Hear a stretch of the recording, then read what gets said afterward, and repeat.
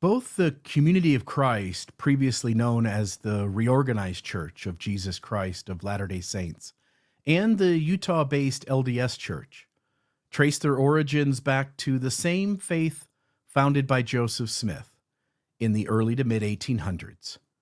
But their paths couldn't be further apart. In recent weeks, we have seen Latter-day Saint women in the San Francisco Bay Area express their pain and hurt after being ordered off the stand. One Latter-day Saint woman said they, meaning the church higher-ups, wanted us for the work, but they don't want us to be visible. And recently, we saw the church release new standards for starting a ward or a stake, with no mention of the women needed in order to do so. In a church that bans women from serving in the top decision-making levels of leadership at both the local level and the higher echelons of the church, and a leadership that has never had a black person as an apostle. One can easily sense the lack of diversity and perspective has created a lot of blind spots for an alleged prophetic leadership. Blind spots that have its leaders not sensing the right thing to do, such as when it commits financial malfeasance, nor the strength or integrity to speak up or make drastic changes when those leaders get caught. Instead, it has the appearance of a good old boys club, where 15 senior white men get to lie or cheat whenever they want, with nothing but silence or cover-up when it's done or the public finds out.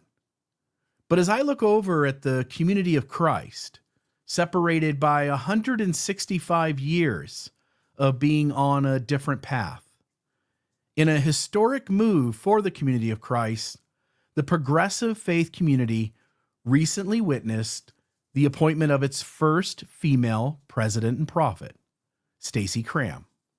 This watershed moment demonstrates how far the Community of Christ has progressed, not only in terms of inclusivity and gender equality, but also in having the fortitude and humility to make significant changes that ran counter to the foundational structures, even at the risk of losing Orthodox believers, to truly do what is right and let the consequence follow. Stacey Cram previously served in the first presidency of the Community of Christ. Her extensive background includes serving as the presiding bishop, as a member of the Council of 12 Apostles, and as an administrator for the Southwest Pacific region. Stacey holds educational qualifications, including a bachelor's degree in general engineering and a master's degree in organizational management. She further pursued a master's in religion from Graceland University and earned a PhD in organization and management from Capella University. Prior to her full-time ministry, Stacey worked as a flight test engineer for the United States Air Force. Cram's call to prophet president will be presented for consideration at the 2025 Community of Christ World Conference.